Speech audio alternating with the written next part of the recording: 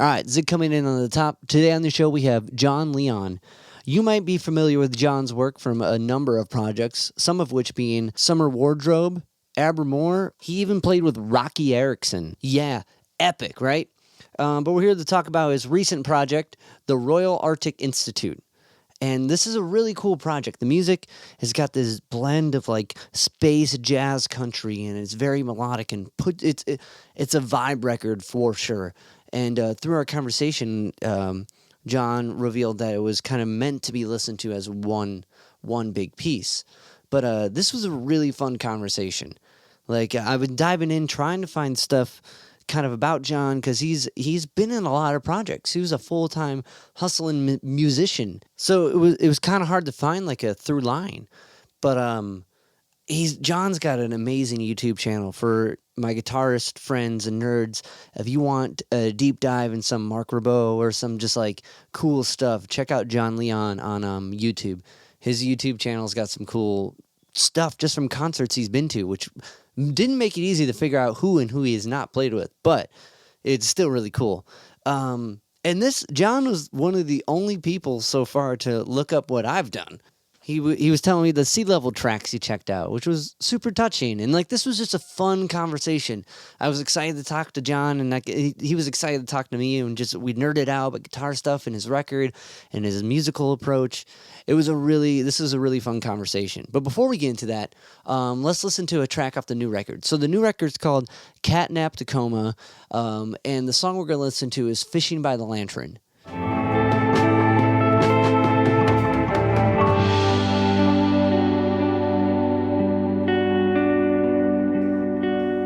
Fishing by the Lantern, the Royal Arctic Institute, the album's Catnap Tacoma.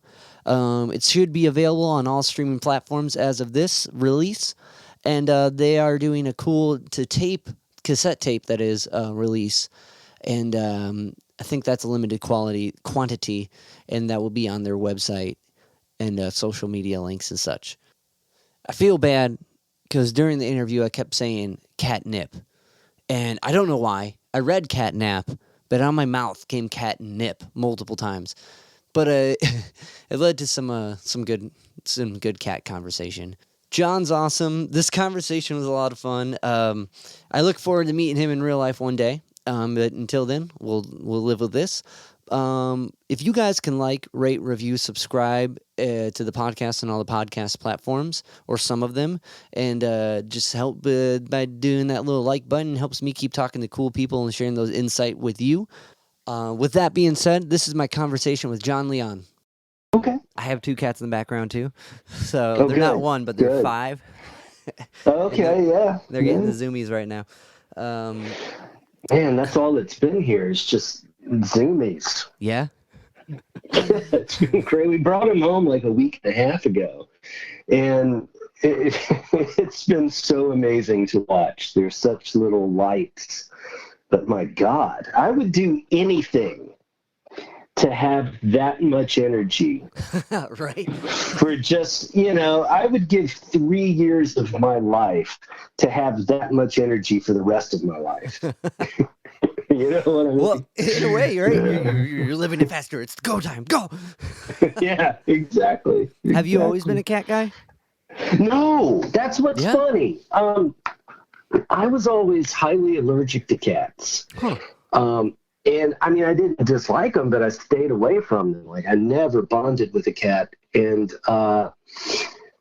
13 years ago, I met my wife. And it was really kind of, it's going to sound kooky, but it was really love at first sight, both of us. We worked together, and we just fell in love. And on our very first date, we went out to dinner, and we were having this great conversation, and I was thinking, well, this is the rest of my life laid out in front of me, And right when I thought that, she got this huge smile on her face, and she said, I just got a kitten. And I was like, yeah, fuck, great. But that kitten is now 13. And I love her more than I ever imagined loving an animal. And she loves me more than she loves my wife. Got her. It's so yeah, that turns me. That totally turns me. That's awesome. Yeah, that was I kind of had the same situation. I had a girlfriend at the time, and she had these two adopted cats, and at the time I was probably in my early 20s, and I've you never had a relation with a cat or anything, or really I've only had dogs, and Yeah. and I'm like, is it supposed to shake? It's shaking, and it's just like, yeah, that means it's happening. Like, I'm like, That's awesome. oh, this is nice. Okay, and then they just become so loving. Yeah, they do. Yeah, they do. But that's beautiful. And as a musician, that's no better pet. Like, It's really, yeah. I mean, you can leave them for a good 15 hours. Right. And they're fine. You come home and they don't care. They don't care that you're home. They just kind of look at you like, hey. Okay, everything's changing now. Are you going to feed me or not? Is this how this is working? Yeah. So how's that tie into the new album from Catnip to Coma? Like,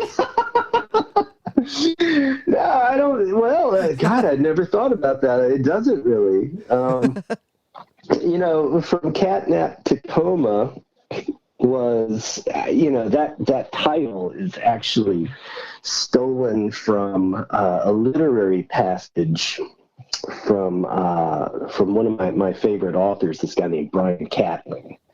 And that was part of this passage, and I thought, oh my God, that's kind of beautiful. There's something about that, and the guys loved it when I said it, and so that's just kind of how it stuck. But if we think about it, I've kind of been thinking about that, and the record. I think it's a fitting title because it was kind of meant to be listened to in its entirety. All of the tunes, of course, in the digital age where we listen to songs as opposed to full records, I think they stand on their own. But it was written and recorded and sequenced the way that it was, purposely for someone to sit down and put on a pair of headphones and just listen to the whole thing. And I kind of wanted the record to sound like a fever dream. And that was kind of the impetus behind it. Interesting, because it definitely, everything flows together very nicely. It is. Oh, thank you. Yeah. As far as like taking it apart, because I've watched some of the videos, and they can stand on their own. It's not that it's not that it needs to be together, but it definitely flows together. So it's interesting a lot of stuff that needs to flow together, when you pull it apart, you feel like you're missing something. You know what I mean? You feel like there's this weird, and maybe a lot of times it's kind of just like a space feel, like you feel like you walked in a room to like a conversation, you don't know what the initial start of it was. But with this record, you can walk in on any part of it. So it's interesting that it was aimed to kind of be played as one unit, and because I don't think that's a real easy thing to pull off, that you can pull it apart and get the full experience. Wow! And thanks for saying that.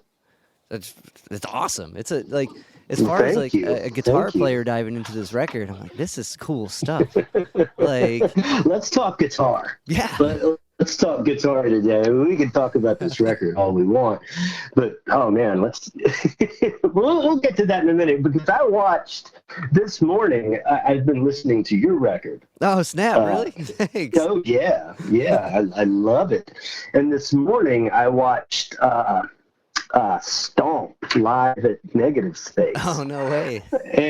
And yeah, we need to talk guitar at some point today.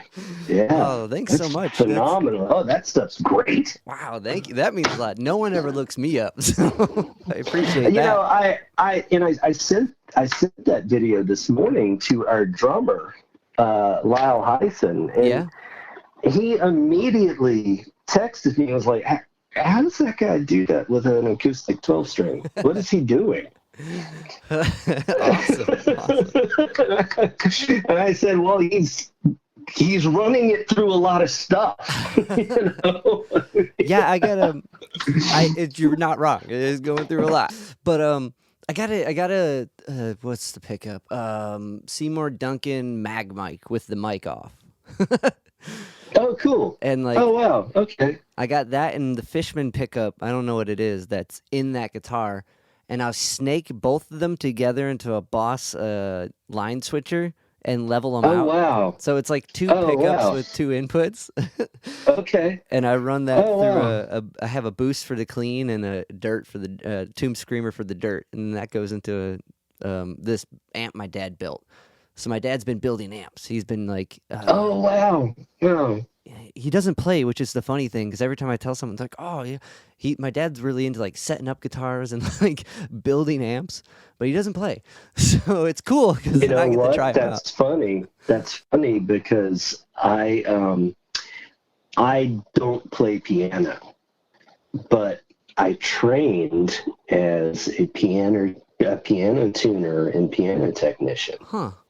Many years ago. Yeah. Is that like kind of the first like music gig you had? No, Okay. no. I mean, first music gig that I had, I was young. I was really young. I started gigging, I guess, when I was about... I played my first gig when I was 13. And then by the time I was 15...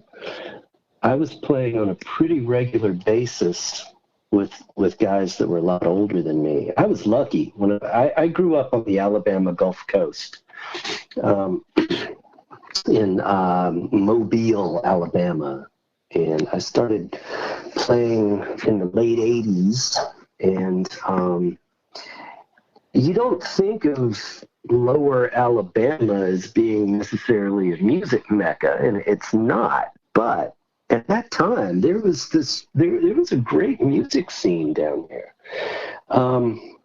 aided by, we had a college radio station, and so I started playing guitar when I was like 8.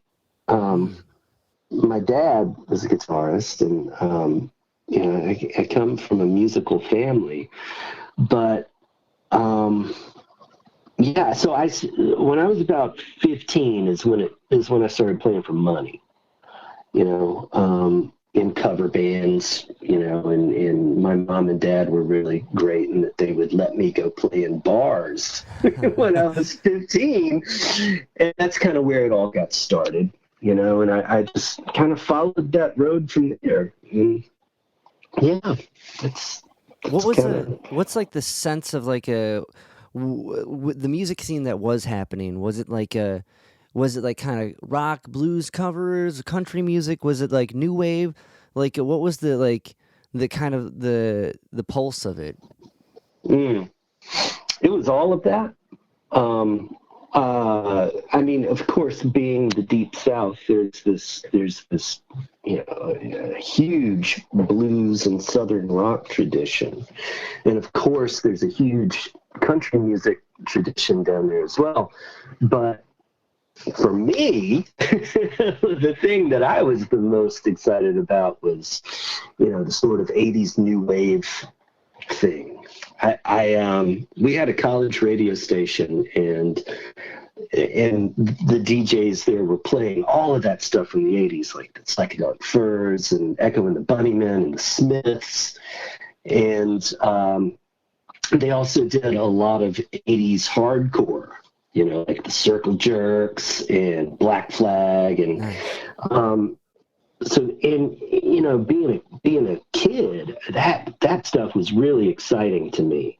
And so like my first band, we played covers by the Dead Kennedys and the Cramps and Love and Rockets, and that was the stuff that really got me excited about playing. And all of the other stuff kind of came afterwards.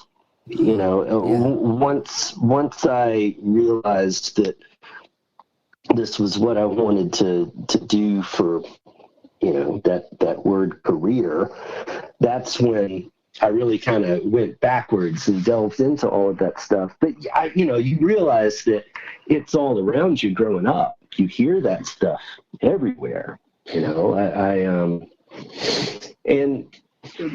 so yeah, I don't. Does that answer the question? Yeah, no, definitely. That was really kind of what did it.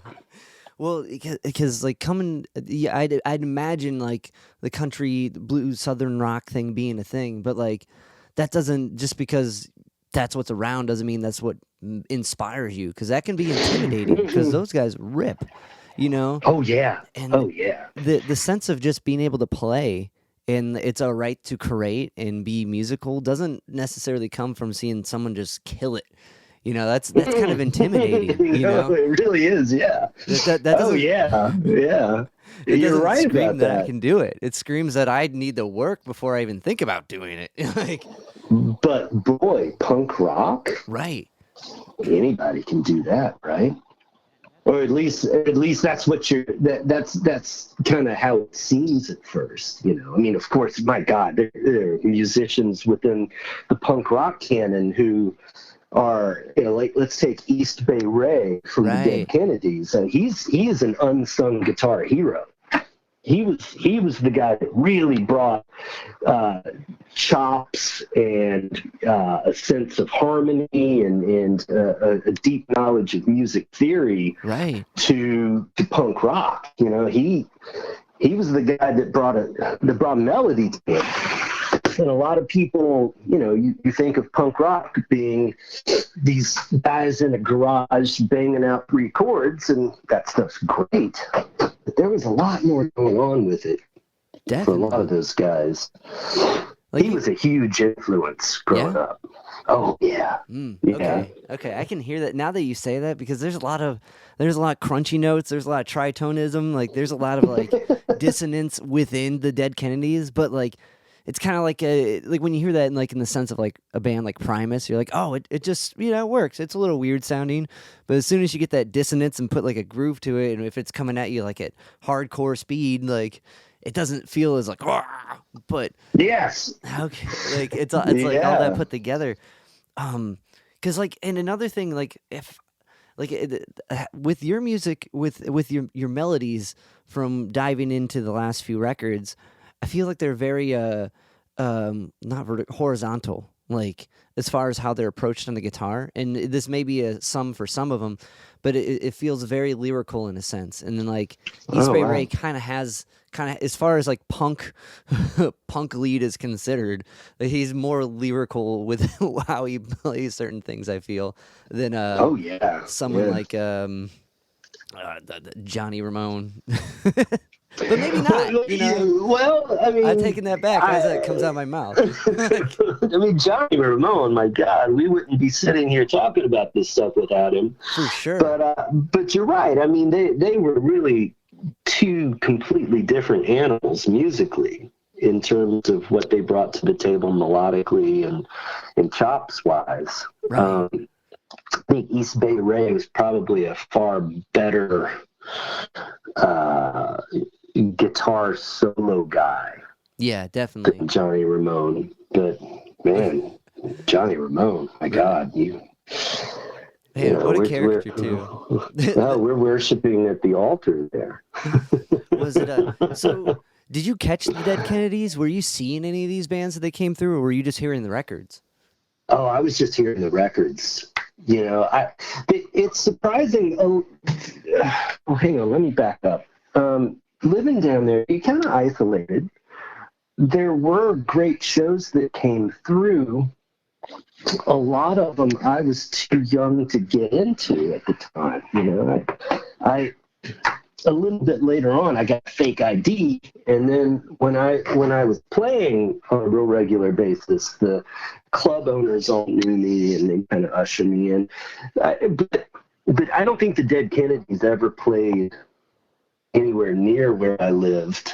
I saw probably one of the most important shows that I ever saw was the Bad Brains. Nice. in 1989 or 90, I guess. They came and they played, and it was like watching lightning strike. It was one of the only shows that I've ever been to where I felt, and bear with me on this because I can't really explain why, but it's one of the only shows I've been to where I felt frightened. Not that I was going to be hurt, not that something was going to happen, but there was just this energy that they brought that was otherworldly. It was like going to a human sacrifice or something. They were incredible, and I walked away from that show transformed. I think I was probably 15. And that, my God, that blew me away. That totally blew me away. But the drummer and bassist in the Royal Arctic Institute, Lyle Hysen and Motamed, they're both from New York, and they were around for all of that. They played CBGBs all the time, and they, in the early 80s, they had a punk hardcore band in New York called The Misguided. Those guys were really lucky. They got to see all of that stuff. I kind of had to depend on 120 minutes and the little college radio station we had. But yeah, I got to see some of those shows. Nowhere near as many as I wish that I could have. But to see the Bad Brains in the prime, like that makes up. That's like the kitten energy. You know what I mean? It can take away some years.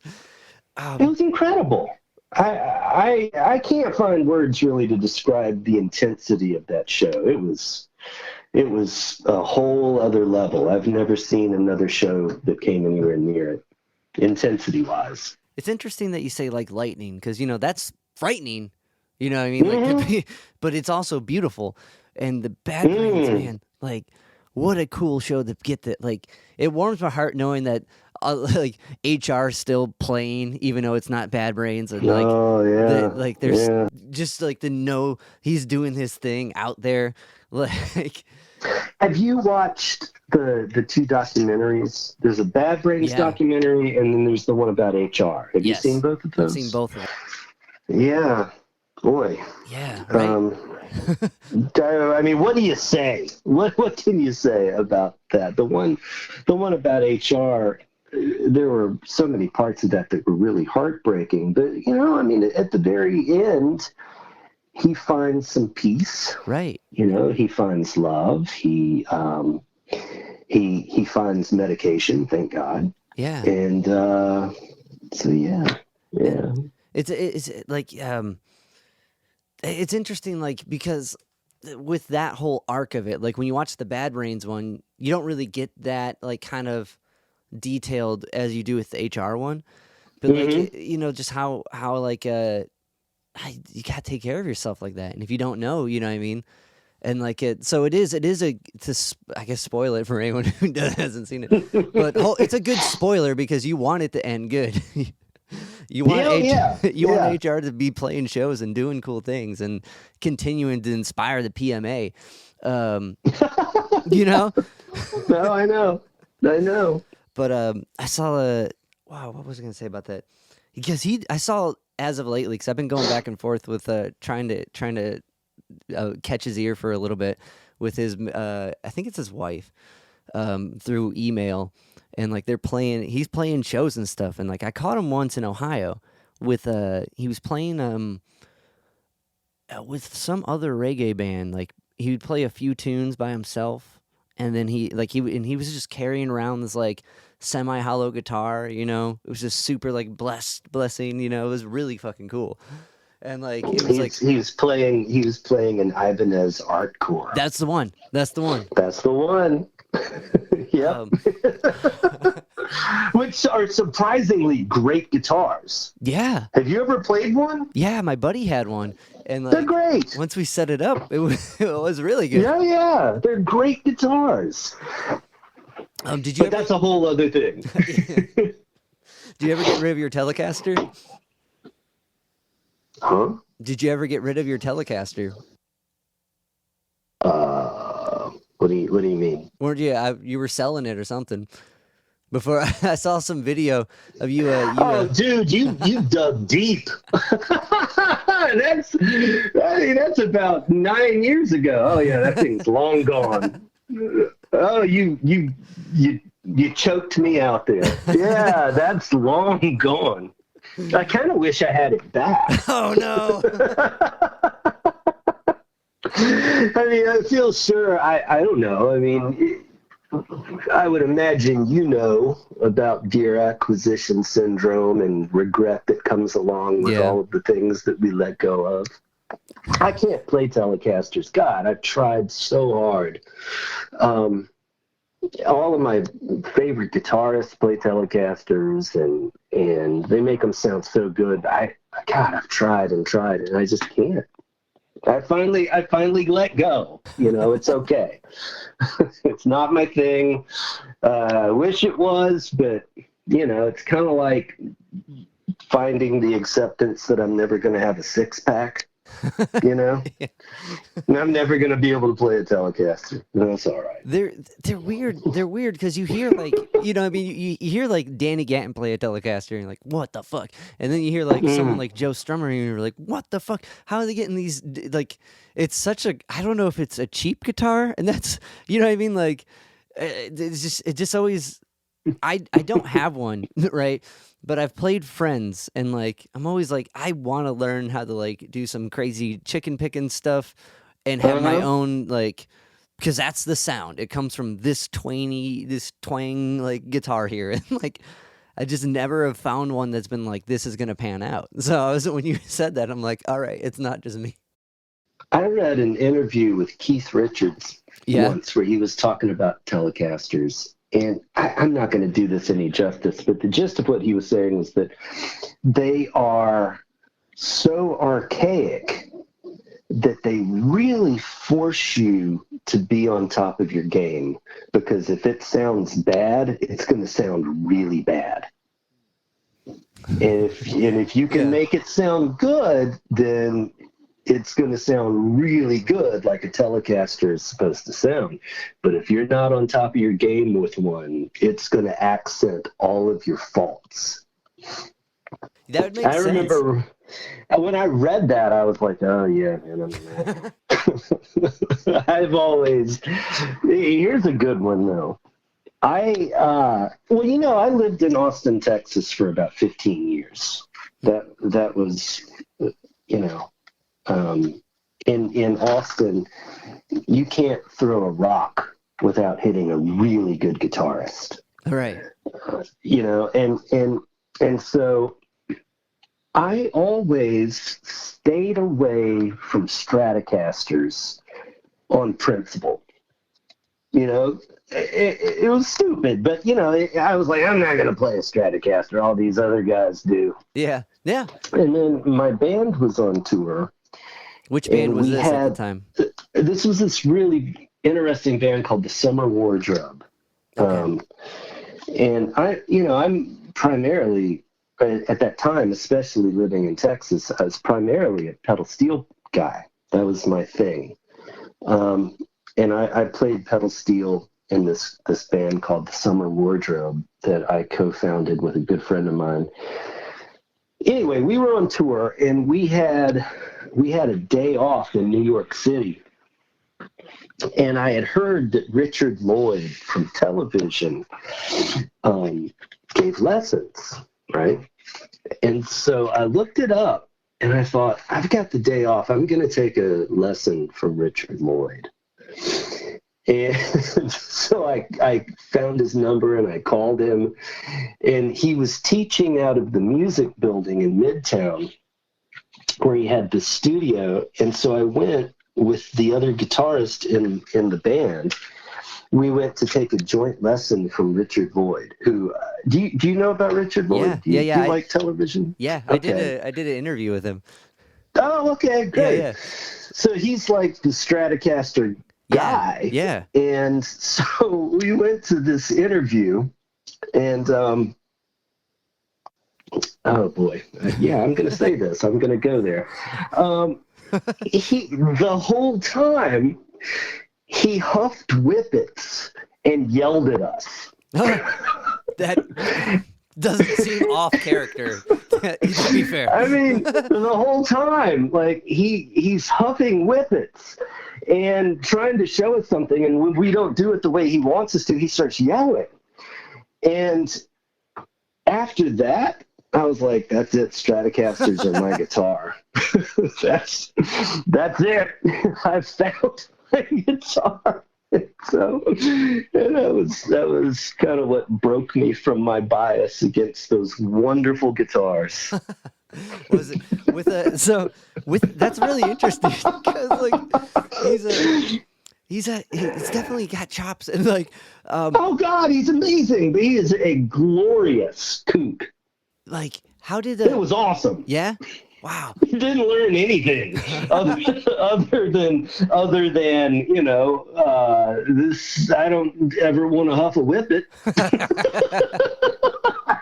Well, it's a lesson in something else. It was awesome. It was so awesome. I'm so glad that I had that experience. That's amazing. Did he do the alchemy thing? Like, yes. Okay, so yes. How if you had to sum that up? Because like when I was talking with him, I was asking him about it, and he's like, "No one wants to hear about music theory." I'm like, "Yes, they do. Yes, we do." And he didn't go into it. He was like, "So I've been starting off every interview saying like, hey, if I ask some theory questions, please dive into it. I've had some people who thought my listeners don't care, and like, so like." And like, other than comparing like intervals and ratios to like, other than comparing ratios to intervals, what's like some of the alchemy like theory things he expressed? Because I didn't catch any of them. Man, I've got to be honest with you. I didn't really catch a lot of it either. I was so in awe. Yeah. And the way that he was explaining it. Okay, so here's what I can tell you is that he explains that stuff from a standpoint that you know exactly what he's talking about.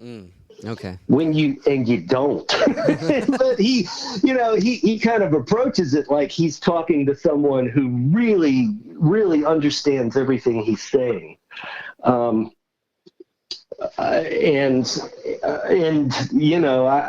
just kind of kept nodding my head like, oh yeah, yeah.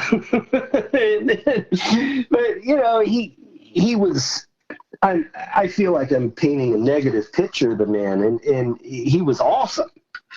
He was really, really awesome. It was a great experience. He's a kook. And I mean that in the most positive way. I mean, like, God, he's Richard Lloyd. Right. Well, that's who we learn from.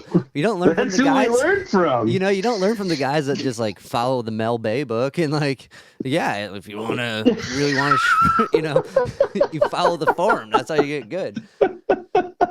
He had this great Stratocaster though. Yeah. I don't know what it was. Oh yeah, he had this great Stratocaster that was like matte black, but he had played it so much that a lot of it was wearing off, and there was this red underneath it. And now they make all of those guitars that look that way. They make all of the distressed guitars. I mean, this was the real deal, and this was kind of before the whole boutique guitar thing started. And I remember thinking, wow, that guitar has seen some shit. Right. Because he like hung with Hendrix, Oh yeah. And like his stories are like, crazy. And when I was asking him about Hendrix, he was just like, yeah. You know what I mean? Like, not excited. And like, it's like, I don't get starstruck. And like, you're like, after Hendrix, like, how could you? Like, everyone else is going to be slightly disappointing. Like, I'll tell you a fun sort of related Jimi Hendrix thing. What you got? Well, I used to play with Roky Erickson. Yeah, I was going to work my way through that. Oh, we can get to that in a minute, but I don't know how much you know about the man, but he kind of had a rough go. he did, but by the time I got to him, he was stable, and he was on medication, and he's doing really good. But he's still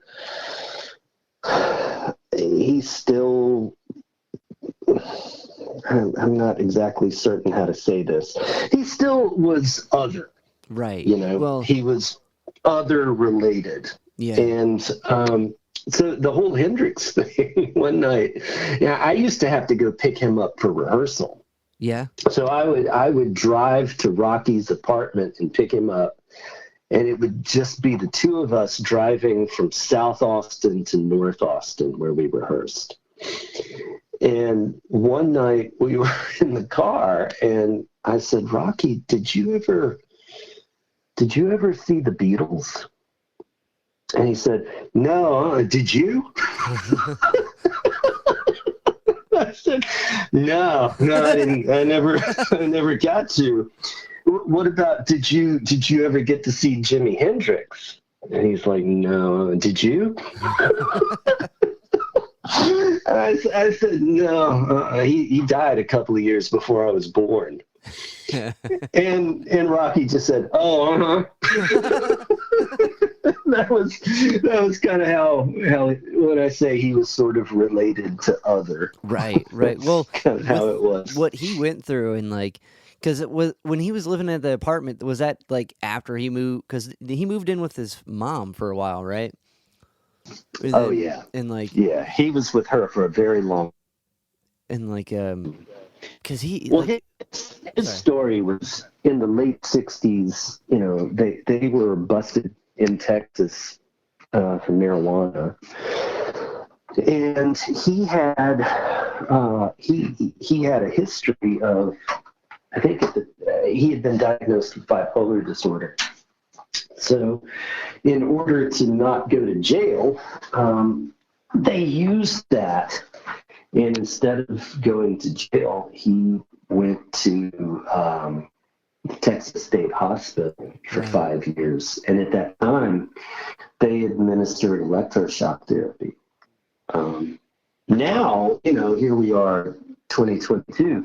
Electroshock therapy is utilized a lot. But they've perfected it. They have plenty of experience and research with it now to know how to make it work. At that time, they did not. And so he got out and was living with his mom, and made all of those great records in the 80s.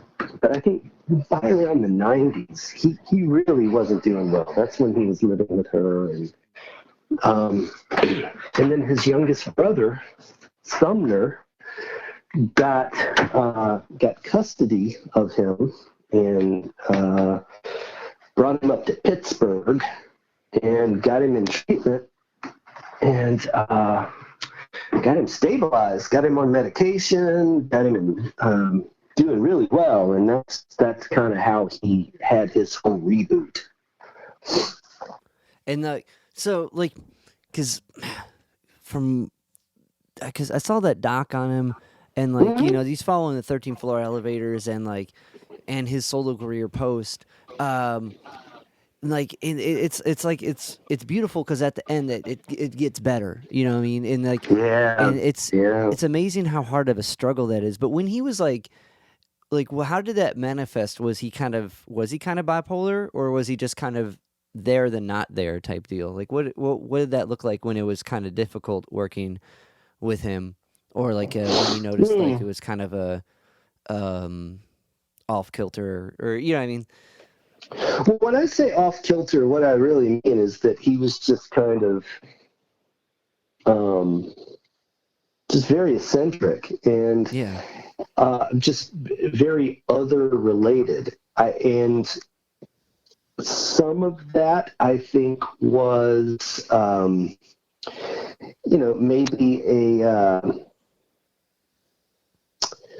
maybe a byproduct of the medication he's on, but a lot of it was just him and his personality. And he was genuinely one of the sweetest people you could have ever met.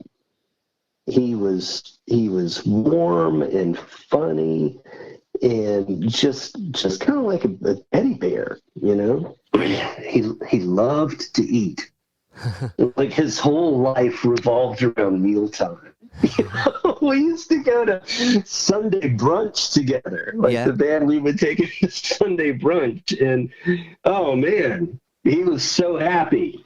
Meatloaf with ketchup. That was his favorite thing, you know. Nice, yeah. Yeah, it was great. It was great. How'd you end up playing with him? Well, so my band that I mentioned earlier, the Summer Wardrobe, right. My partner in that band is a great musician named John Sanchez, and he's played with everybody. He's phenomenal. He was really good friends with Rocky's brother, who had custody of him and who had gotten him sort of rehabilitated. And at that time, Roky had a backing band at that time called the Explosives. And they were a band who he had sort of worked with many, many, many years prior. And there was, we opened for them at the Bowery Ballroom here in New York. And then after that, there was a New York show that they couldn't do. And so we got hired to be his band on that. And it just kind of went from there. You know, we only did it for about a year, but it was awesome. Playing shows with him was awesome because all of the attention was on him. You know, you're basically you're a backing musician, and I got to experience all of that energy that was directed toward them vicariously. Oh, it was awesome. You know, a lot of people thought he was dead. A lot of his hardcore fans knew that he was still at it and that he had been rehabilitated, but a lot of people didn't know. You know, he was this guy who had just kind of fallen by the wayside, had this cult status. Hey, God, I remember we played some shows on the West Coast. We played at the El Rey Theater in Los Angeles, and it was his very first time playing in L.A. since the 80s. And my God, it was a mob scene. It was incredible. Oh, it was incredible. We were driving there from the airport, and when we went by the theater on our way there was like this huge line wrapped around the block. And, me and the other guitarist, we looked at one another and we were like, my God, we really need to step our game up tonight. But it was great. We always had so much fun. And like, musically, how would he direct? Was it, because he seems like the character, he seems like that warm, charismatic, like unique character, even through like watching the doc and like the I don't want to say quirkiness, but the uniqueness of some of the song topics and like, so, you know what I mean? Like, you know what I mean? So like that true-heartedness comes out, and like as a band leader or as a musical director, how'd that? He wasn't. Yeah. No, okay. no. He wasn't. The other guitarist that I mentioned, John Sanchez, ended up sort of taking that role. It was never,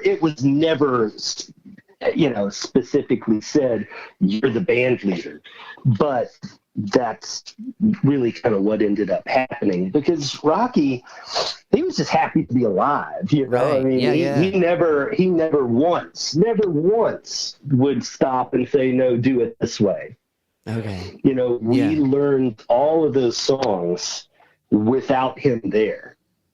And we learned them to a T the way that they were recorded on the records. And then we went and picked him up and brought him over. And by the time he got there, I mean, we knew that stuff backwards and forwards, and all he had to do was show up and sing. Nice. Okay. It was great. Yeah. Well, that as a musician, to have another musician kind of be like, "This is what we're doing." You know what I mean? Like it, as opposed, because I admit, you know what I mean? Like when I've been in a lot of those situations. You know what I mean? Like when someone's like, "Yeah, give me more of a, you know, a blue vibe." Well, okay, I can follow that. But when you start talking orange, I don't know what you mean, dog. Like, you know what I mean? Like when you start like really getting like, when you lose that vocab and like you stumble upon a thing you weren't paying attention to, and they're like, "Yeah, more of that." And you're like, "Oh shit!" Like, so when I was like, so when did lap steel become the kind of like, because that seemed like to be like that one as far as jumping from guitar to lap steel. Now, are you playing like, is it the 10-string lap steel, like or not lap, pedal steel? Pedal steel. Well, I play a universal 12. Okay. Which, you know, you have the traditional pedal steels are 2 necks, right, of 10 strings each. You have an E9 tuning and a C6 neck. Yeah.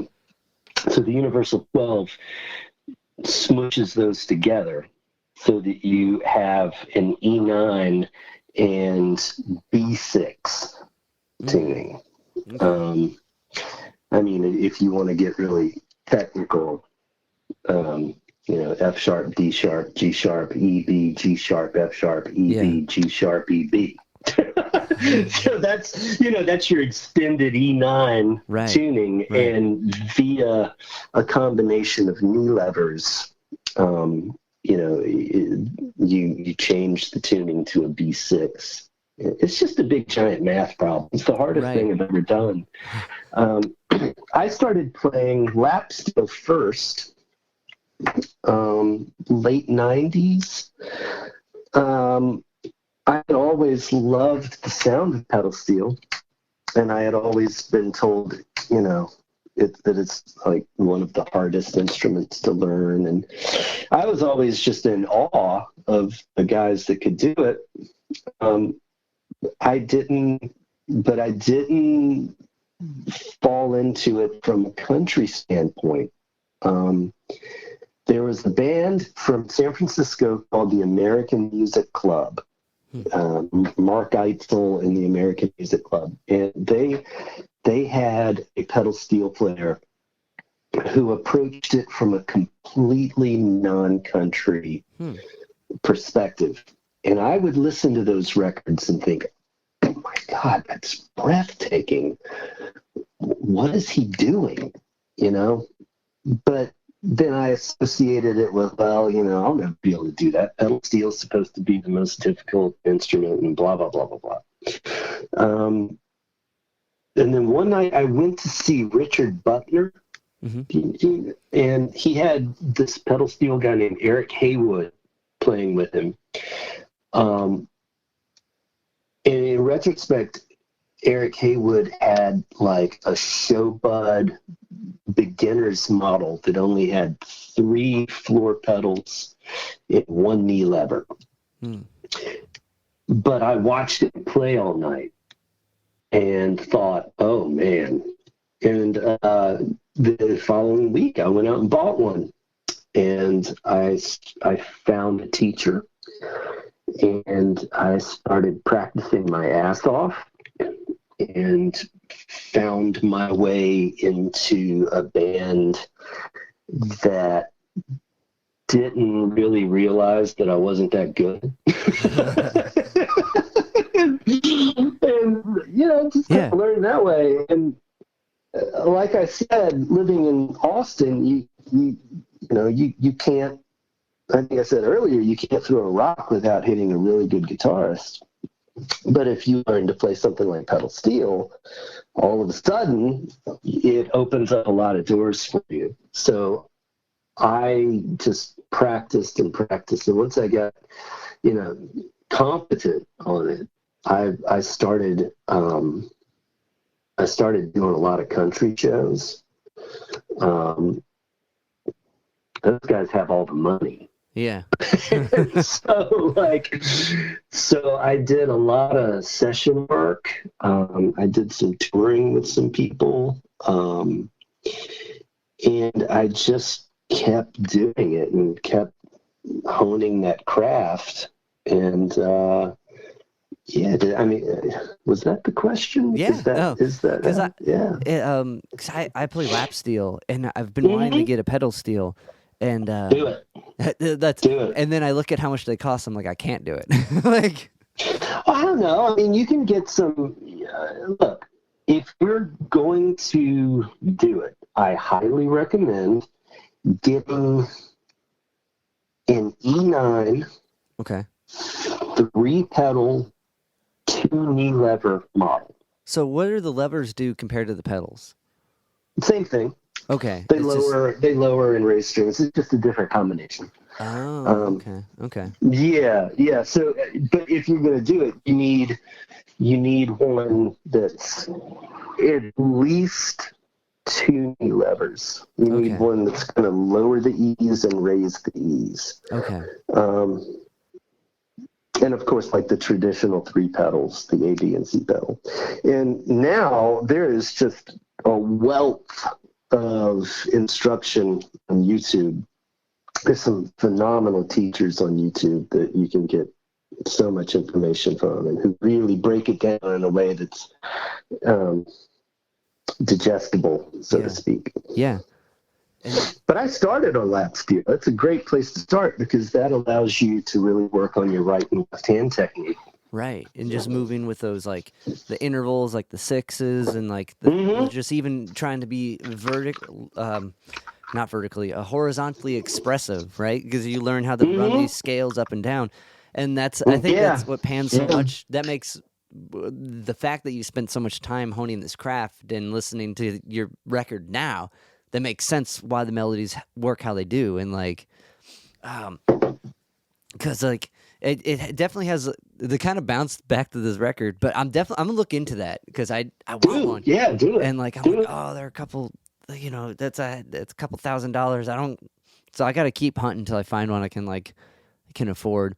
But like because this record, going back to the new record, it's got this jazz and country influence, like in just like the right way. Like I feel like the progressions have like these kind of jazz-esque chord progression, like this jazz movement, this harmonic feel of it, but the melodies have that like kind of bend and twang, and it's like the if Danny Gatton like really got into that space where he was making like a record like that, but you know what I mean, like, because I feel like Danny Gatton kind of like was in the showmanship kind of stage for a while. Like he was doing way more bluesy things. But when you listen, do you ever watch Hot Licks? You ever watch Hot Licks? Yeah. So when you listen to him talk about stuff, I feel like that guy wants to make a country jazz record, but I didn't hear it. And I feel like this is like that type of vibe. So can you tell me about your friend John, who inspired this project? My friend John. I'm gonna mess up saying his last name because I didn't catch it. Besson. Oh wow. Besson. Oh wow, man, you did your homework. Okay. John Besson. When I lived in Austin, he was one of my very best friends, and he was one of the best amp repair guys that I have ever met. Did he play? Oh yeah. Okay. Yeah. I mean, and he was an old school Texas guy. And he also had a line of guitar pedals called Off-Tone Electronics. Oh, cool. And one of the most, like the holy grail of that was the Millennium Overdrive. Was his sort of signature pedal. he was just a really wonderful, wonderful guy. We were like family, you know. My mom and dad would come for Thanksgiving, and we would all hang out together. And anyway, sad story. He woke up one morning and got up out of bed and dropped dead of a heart attack right there. And it was devastating, you know. It was devastating for everybody who knew him. So basically, I wanted to do something to tribute him, and so I put together a trio in Austin and played a bunch of music that I had kind of written in tribute to him. Yeah, John Besant, God bless him. He was a great guy. But that didn't really have any that didn't really have an impact on this band. Okay. Yeah, that was this trio that I did in Austin right before moving to New York. Yeah. Okay. Yeah. I mixed that up. But it's all right. No, it's your projects. Like when you do music, you do so much. You know, any gig you can get, you're like, yeah, I can do it. So, like navigating the water of someone who hustles as hard as you do makes it hard to do. Well, or let's rephrase that. Hustles as hard as I did. Well, I don't hustle that hard now. Royal Arctic Institute is my only thing because I have a whole other career outside of music now, and that allows me to not have to care if anyone likes the music we play, which is a very, it's wonderful. Because that's like, I don't know. It's very freeing. Right. Because, when you do music full time, you kind of like lock into the gigs that you have to eat, you take all the, when they stop being cool, you have to, I'm doing stuff with my guitar. I'm still doing it. You know what I mean? Even though inside. Oh, man, I can't tell you how many, like, just mind-numbing country gigs I had to play to make rent. Right. You know, I mean, you play these gigs where they're not paying you to play; they're paying you to stay awake through the set. You know? But that sounds really negative. I would hate to have not had those experiences. You know, I because all of it led to here, and I was really fortunate, really lucky to get to do what I got to do. For sure. But now I feel really lucky now because I'm playing with these guys who, I mean, all five of us have done it for years and years, and the other four guys in the Royal Arctic Institute are just monster musicians. And I mean, talk about keeping me on my toes. Those guys are it's an honor to get to play with them. And they're also, we're also all really good friends. That makes it even better, This stage in life, I don't have any business playing music with anybody that I wouldn't want to go to dinner with, you know? Yeah. Well, that makes, I don't know, that as a unit, the audience picks up on that. I mean, I know we're not doing as many live things now, but if you're on stage and you're having fun with your friends, people are drawn into that. Like, oh yeah, the few gigs me and my bass player have had recently, people are like, "You guys are hilarious," and I'll be like, "Well, did you like the song?" It's like, "You're so funny. You guys are out. Do you want to hang out?" And like, did you like the music? Like, but people pick up on the vibe. So if you're good friends with the people you're playing music with, not only does it gel musically, but it gels like as a whole thing. And like, it's interesting. Like when someone's really like. How like people pick up on that even if you don't sigh into the mic, Oh, sure. Oh, you can always tell when somebody's just dialing it in. Right. How do you okay, so diving through your YouTube and like, sorry, these questions have been all over the place, but like diving into a lot of fun. I'm having so much fun talking with you. This is great. Same. Diving into your history is kind of all over. Do you know Mark Ribot?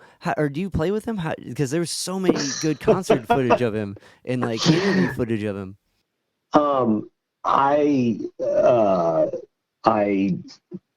took a guitar lesson from him. Yeah. When I first moved to New York, and I ended up, I got to play on a record that he played on. And so those are, but I mean, I recorded my parts at my home studio and sent them in. You know, I didn't get to play with him, but I did take a lesson from him. And so if you walked up to him and asked him if he knew me, he would look at you like, nah, I have no idea who you're talking about. If I walk up to him and say, hey, he kind of looks at me, and then I say, you gave me a lesson on my 40th birthday. And he says, oh, hey. But yeah, I used to go see him all the time. And my God, talk about somebody who's done everything. Right. That guy has done everything. There is no style of music that he can't play. And yeah, I mean, he's, I don't even consider him human. He's like this other thing. He's incredible. What was that lesson like? How do you... Oh my God, it was awesome. I was in his apartment with him in Brooklyn. I went to his apartment in Brooklyn, and what did we do? We deconstructed 2 Django Reinhardt tunes, and he taught me about sort of the approach tones that Django used. Yeah. And to be honest with you, man, I don't remember a lot about it because I was so scared. I was just in awe the whole time. It's a sweet story. I mean, it was my 40th birthday, and my darling wife went behind my back and somehow managed to get hold of his manager and set up a surprise lesson with him on my 40th birthday. That's amazing. It was awesome, you know, and so it, you know, I mean, I'm like sitting in his living room thinking, oh my God, I'm in Mark Rebo's apartment and he's being really nice to me, and it was really strange, but it was great. That's amazing. I would hate to have not had that experience, you know. Oh, for sure. Because when I was going, I'm like, oh man, you got so much good footage. And my drummer, he actually turned me on to Mark. Like, he's like, yeah, you gotta check out. And he was showing me him doing some he was playing like an acoustic a Gibson or something, and was doing Coltrane like Interstellar or something like by himself. I'm like, what the fuck? Oh, yeah. That's so sick. Yeah. And then so. He just came out with a book lately, and like my drummer's been reading it, and we're going. I think he's gonna let me borrow it soon. So like it's great. Yeah. Oh yeah. Read it. Okay. It's great. It's called Unstrung. Yeah. And it's so good. It's basically a collection of essays, and they're kind of all over the map, but they're great. But yeah, we'll talk about I don't know that, and then so when I start, I'm like, fuck, I want to watch all these so I can comment on them, and then we can have a real just a nerd out sesh. But I sent it to my drummer. I'm like, dude, check this out. His solo acoustic stuff is my favorite. It's so cool. Oh yeah, never seen anything like that, or at least in that type of context, because when you think of like someone doing a Coltrane tune like that. In an ensemble makes sense, and but to just hear it on guitar by itself, it puts a whole new perspective on it, and I don't know, it's so cool. A couple of years back, he had a residency at John Zorn's place, The Stone. Yeah, and he had this one night. I have it on my YouTube channel. I recorded the show. It was incredible. It was him solo with that 1930s Gibson L00 that you see him playing. And the theme of the night was him deconstructing Thelonious Monk tunes on solo guitar. Damn. And, you know, it's unreal. It's something other. If you find that, I'll when we get done today, I'll send those to you. it's worth sitting down for an hour and watching it. For sure. He weaves all of these different themes into these tunes, like other musical themes from other tunes. He manages to weave them back and forth within each other just seamlessly. It's mind-blowing to watch. Yeah, it's amazing to deconstruct something like that. Like Monk and like Coltrane, all this stuff seems so complicated because it is. But to kind of deconstruct it like he does and present it in that way, like I haven't seen that concert, and I'm excited for you to send that to me so I can lose my brain with that, or at least lose my brain trying to follow it. But just being able to like take something like that from afar and put it in a different context, just to separate like even the melodic direction of some of those tunes. You know what I mean? Like where, like you know what I mean? Like like a song like Love Supreme, you know, or a record like Love Supreme, like trying to deconstruct just that. Like I've never heard anyone really cover that. Like I've heard people like Santana's throwing a couple shots at it, and like, but it's such its own thing within that context to be able to zoom out and like see the overarching thing with it is so hard. Like, he does it seamlessly. Do you deconstruct stuff like that? Is that like as far as a practice that you've been diving into like as of lately to write and stay like on top of things like musically? Do you have a practice like that where you're taking apart things that you've always been trying to figure out, or is it just like, or do you have like a as far as like a guitar, like keeping the mechanism oiled technique, like not technique, but a practice? Well, I sat down and I learned the theme tune to Better Call Saul.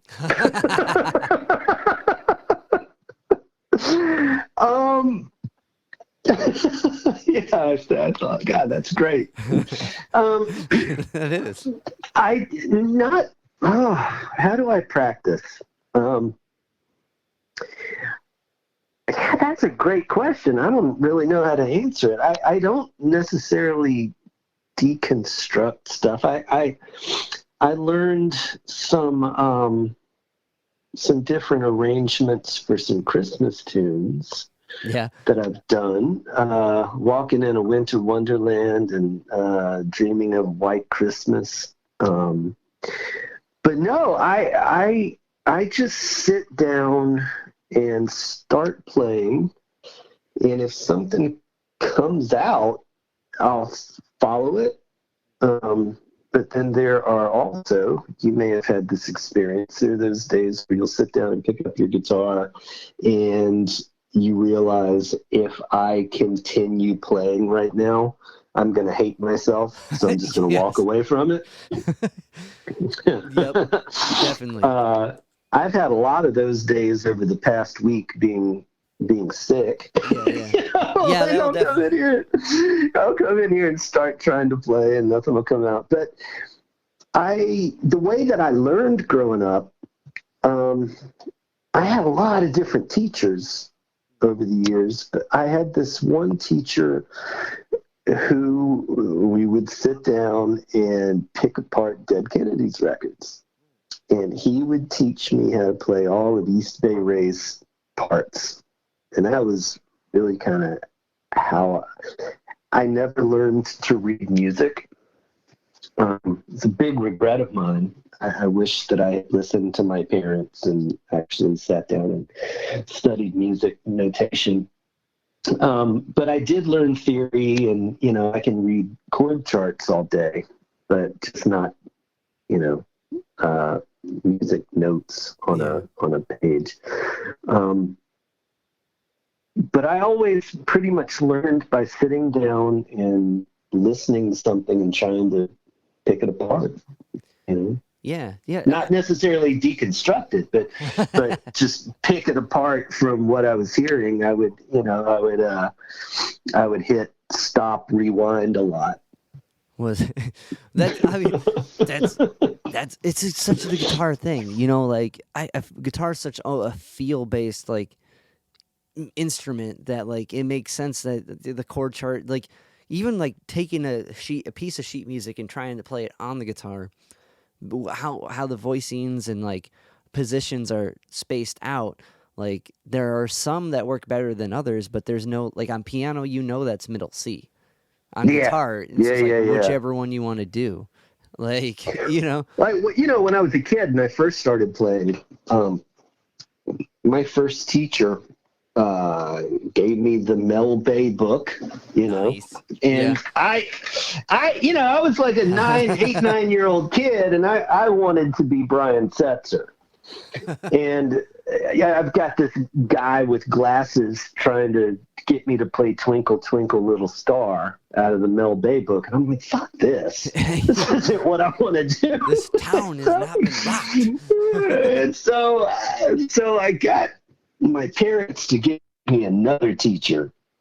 And it was this woman, I'll never forget. Her name was D.G. Bruton. I would love to know where she is now, but she got it. She knew that if I'm going to keep this kid engaged, I'm going to have to teach him chords where he can play along, like basic chords where he can play along with the stuff that he's watching on MTV. And she did. Like she taught me all of the basic chord shapes in first position, and would write out, tabs for things like, I don't know. I mean, God, what did she teach me? She taught me some Billy Joel tunes and The Gambler by Kenny Rogers. She taught me that. And that was a lot more interesting to me because I could actually, hear what... Right, how it fit. Yeah, you could, precisely, you could hear how it fit. Yeah. Yeah, it's... And... Sorry. No, go ahead. I was gonna say that's where not where the money. That's the target, right? Like, if you have a student, how do you capture their interest? Well, what do you need? Because there's so much of like the approach that is like, you're right. You do need to know how to read music. This does pan out, but right now, you're an 8-year-old who doesn't care about anything other than, is it fun? And right. I mean? Yeah. Can I take my guitar to the Friday show and tell at school and make all these kids like me? Right. Well, and it's playing. You're supposed to be playing music at first, not practicing. Yeah. If I take this thing to class and play Twinkle, Twinkle, Little Star, I'm not going to have a girlfriend.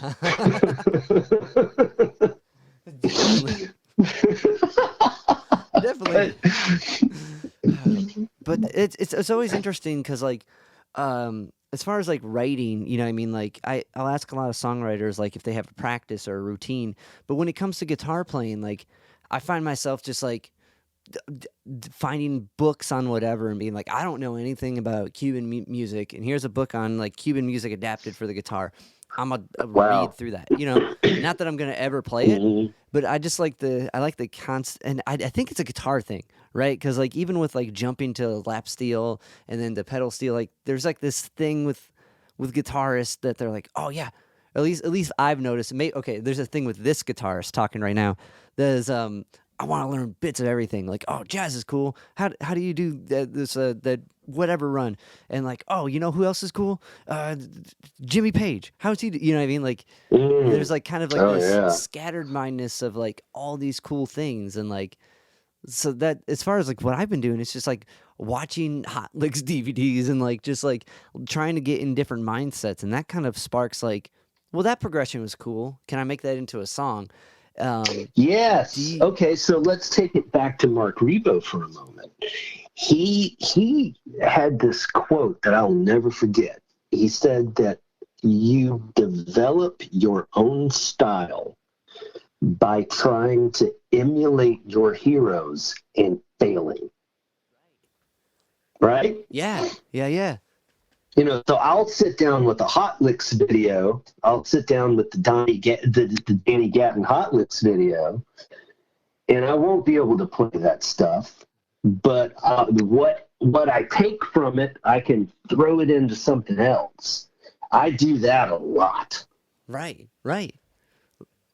And that's like taking the quote and using it in the right context of the right conversation. Like, Right. Yeah, yeah. You know, I will never be able to play like Bill Frisell. But boy, I can try and fuck it up real good, and something kind of interesting might come out of it, right? right, right. And like I feel like that kind of approach is very guitarist based, like talking to like some singer songwriters and trying to like see if they have a routine or like, and I guess, you know, that sounds like a generic question sometimes as far as like an interviewer, like, how do you write? Do you do the music first? But like, I feel like there's something to that if you're working within that process, like just even seeing it, like someone does something every day, like you get you get a practice of some sort, even if it's like someone who's very like in the meditation. Well, how does that pan out Mm, in their music? And like, and it falls under that category of songwriting questions. You know what I mean? Like I can't escape that when I'm trying to wrangle the right way to ask that.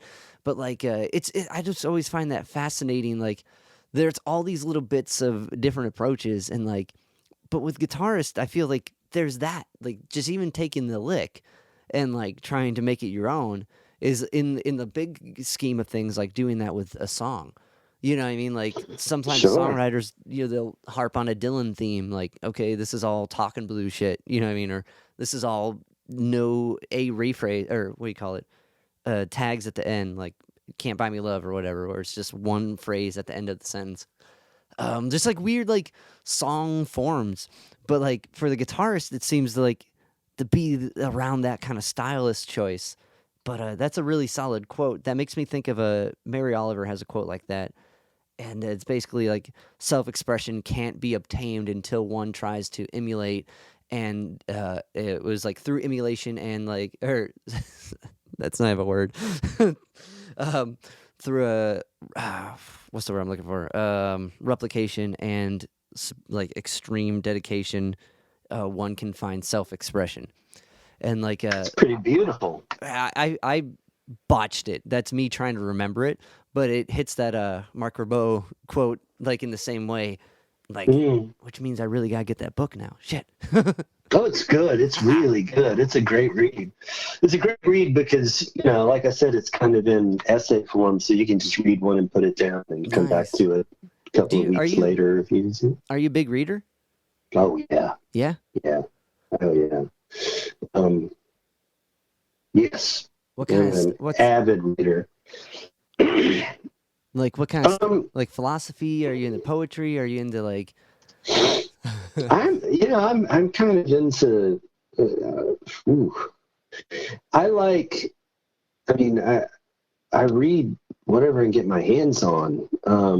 I have a subscription to the New Yorker, and I have a subscription to the London Review of Books and the New York Review of Books, and but I really love surrealist fantasy fiction. that's a genre. There we That go. is a genre. I love that kind of stuff. I love ghost stories. I love, but I also love, Dostoevsky and Tolstoy and, the Russian romantics, heavy hitters. But yeah, are you an avid reader? Yeah, I'm a philosophy dude. I like diving into like how people like think about things. Okay, yeah. But lately I just been like spending a lot of time picking apart other people's stuff, which is fun. Like, you know what I mean? Like the have this conversation. I had to dive deep into what you did and where you're coming from, which is to me is fun because like you know, if not, I'll just listen to the comfort food. I'll listen to my carb music. I'm like, I know I like this, so I keep going back to it. To kind of like wrap it up and speak about the album, because I've had a blast. This conversation has been awesome. This has been a ton of fun. This has been so much fun for me. Thank you. I mean, thank you for having me. This has been awesome. But to kind of touch on the idea of the coma and the catnip, and the idea that this Catnap. Catnap? Oh man, I read it catnip. Well, my JPEG fucked. Oh man, Oh, that's funny. That's funny because, okay, when we first started off today, I told you that, just got these 2 1-year-old cats. Right. Last night, gave them catnip for the first time. Well, how'd that go? Oh, man, they went full tilt. They got cray. It was so awesome to watch. Yeah. But anyway. But my one cat loves it. My other cat, he'll hiss at it. I don't get it. He's like the Ian MacKaye. He's straight edge cat. Oh, that's good. That's good. But I get, well, even like the idea of the cat nap, the drifting into one thing and or a coma drifting into this state. That album kind of does that, like as far and especially kind of picking your brain with it and like knowing that it was supposed to be consumed as one full piece, and like it's interesting that the title just happened to kind of fit that. But with like there's like you have these bend approaches and the melodic, so kind of adapting from pedal steel to. Did you take, I guess, pedal steel approaches for melodies with because in this one you're just playing electric guitar, right? Like I don't have like a credit list on. Yeah. Okay. And like from the videos I picked up on, it looked like it was just guitar. So like, well, there are 2 of us, right? But like with writing melodies, and how much of like that pedal steel approach kind of altered writing these melodies?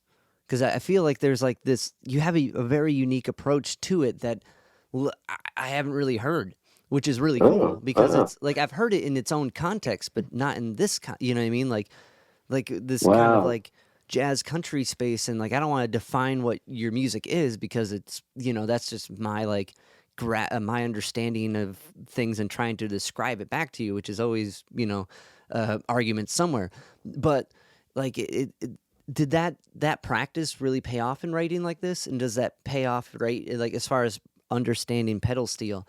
Absolutely. Yeah. Yes. Okay. Absolutely. I don't know that it's something that I consciously set out to do, but the other guitarist in the band is this guy named Lynn Wright, and Lynn is probably I'm not exaggerating when I say this. He's probably the best musician I've ever played with. I mean, he's on par with Rebo and all those guys. He's phenomenal. And he and I, subsequently, we've known one another since the early 90s. We've been friends a long time.